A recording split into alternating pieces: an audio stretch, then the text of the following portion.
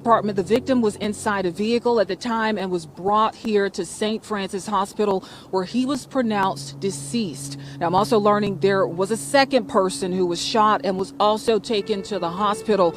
It has not been confirmed who the second person is, but we do know it is a man, and he was airlifted to Regional 1 in critical condition. Now, the Memphis Police Department spoke with us today in a press conference. Let's listen. Right now, we do have video that we're analyzing, but we don't have a clear suspect identified at this time. But we know that a weapon was used, a firearm was used in this incident. We do feel like the individual that was shot was possibly targeted by the suspect. Can you tell us whether one of the victims is Yogotti's brother? I can't confirm anything yet. Now, again, at least 5 police sources confirmed with Fox 13 that the person killed is Anthony Mims, also known as Big Juk. Big Juk, again, is the brother of rapper Yo Gotti. Now, according to police, there is at least one shooter, but there may be more. If I see Gotti, if I see that Jook put a hit out, don't know that, you know what I'm saying? But nah, all that, bro. I need to say that. Niggas ain't gonna say that. Nigga ain't gonna tell the truth, bro. Nigga ain't.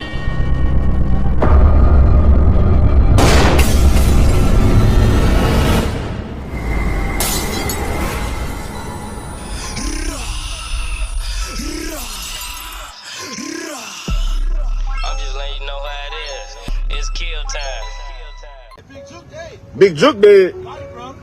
Hey, for real? Big Juk. Yeah, I see him over there.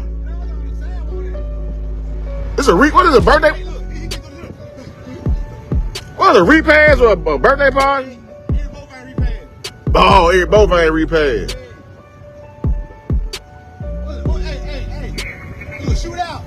That's what they said.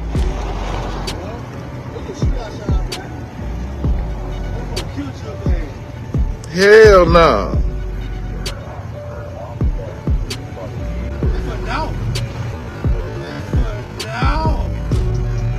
What's up, what it do? Drill Time TV checking in once again. Yo Gotti brother Big Juk was spotted in broad day with cameras and witnesses everywhere, and I guess the ops feel they still had to bust their move, letting off close to 300 rounds, according to insiders at the scene. Yo Gotti brother Big Juk, he's reportedly an associate of Hernandez Govan, the suspect accused of organizing an orchestrated hit of Young Dolph. Be sure to stick to the end so you can find out how the tables turned on Big Juk. Now infamous white Mercedes, Memphis police say, was the getaway car used in Young Dolph's murder at Makita's Cookies has been viewed by millions. The car was found outside this abandoned home on Bradley Street days after the killing in late November.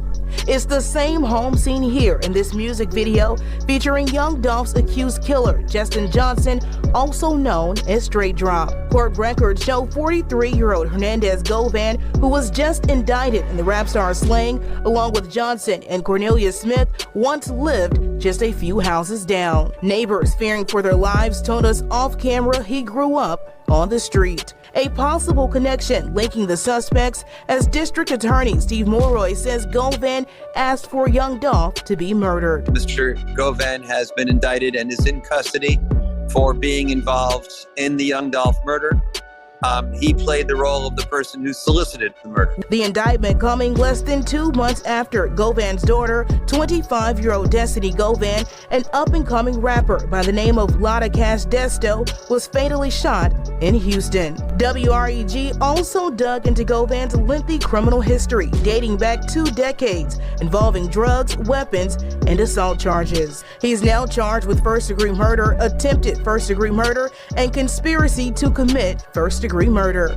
The conspiracy offense dated June 2021, months before Dolph was killed. Side by side, Hernandez Govan and Jamarcus Johnson stood before Judge Jennifer Mitchell in court Thursday morning. Both are out on bond.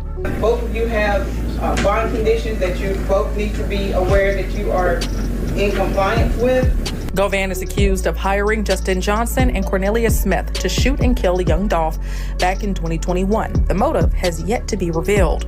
Earlier this year, Jamarcus Johnson pleaded guilty to helping Justin, his brother, evade police after the murder.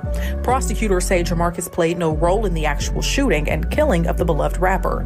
Jamarcus has not been sentenced pending the trial date of his co-defendants. Their disposition is tied to the trial defendants. So what we have been doing is resetting them on 45-day increments and continuing their supervision. In court, the judge made an addition to Govan's supervision requirements. Does Mr. Govan do drug screening? I know he's not supervised by pretrial, and I know pretrial does screens. He does not. He's under basically home arrest. Yeah. Along with house arrest, Govan is now required to complete random drug screenings once a month during the remainder of his case. His attorney, Handel Durham Jr., has told WREG they won't be seeking a resolution until after Justin Johnson's and Cornelius Smith's trial, which is set for this coming March.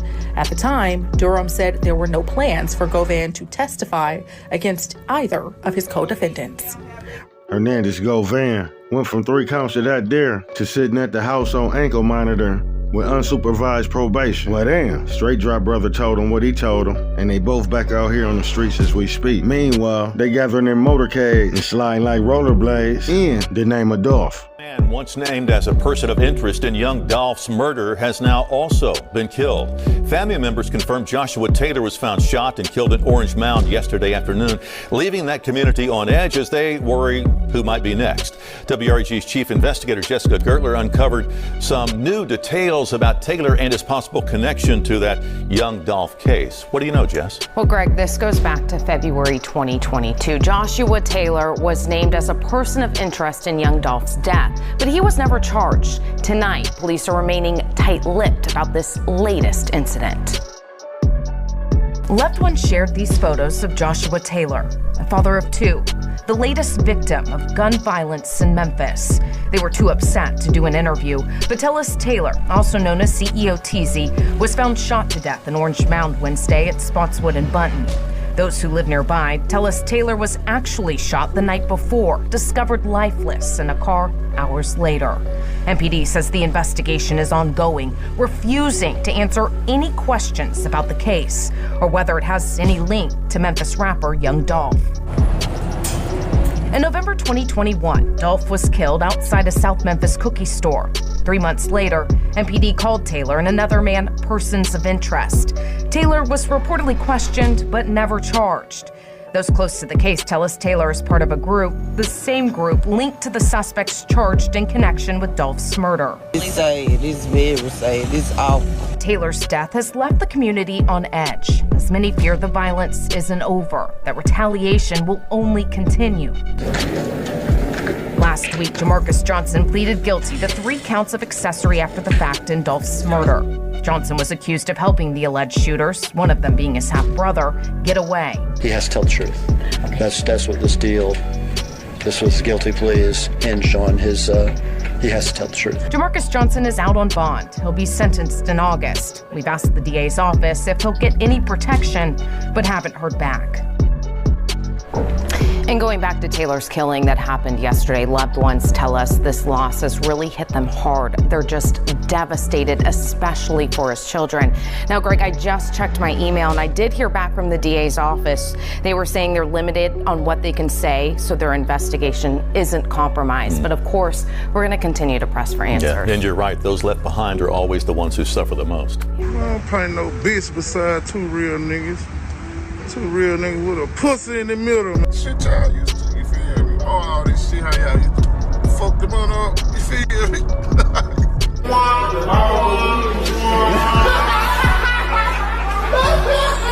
Grove City Hero said that Jook and Gotti the ones that funded the hit. Maybe that's the reason. Hernandez Govan, the person that was initially accused of organizing the murder of Dolph, back out here on the streets. Y'all let me know down below. If I see Jook, if I see Gotti, if I see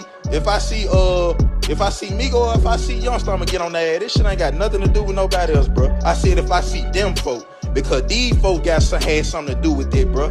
These folks, nigga don't know that Jook put a hit out, bro. You know what I'm saying? But nah, fuck all that, bro. I need to say that. Niggas ain't gonna say that. Nigga ain't gonna tell the truth, bro. Nigga ain't say, man, hey, bro, how you gonna feel if a nigga told you, hey, man, look, bro, man, Jook put a $40,000 hit on you, bro. Like, nigga, man, come on, bro. I'm standing on that. Bro, I'm not no shake ass nigga, bro. Ain't no nigga finna tell me a nigga put $40,000 on my head and I'm finna do that, bro. Anybody that associate with you, and this ain't got nothing to do with them other folks, bro. Cause they ain't in none of this shit, like Big Book and all this. I like Big Book. I fuck with him. I ain't throwing him in no foul trying to fight him or the ETSG and all them other niggas, bro. That ain't got nothing to do with it.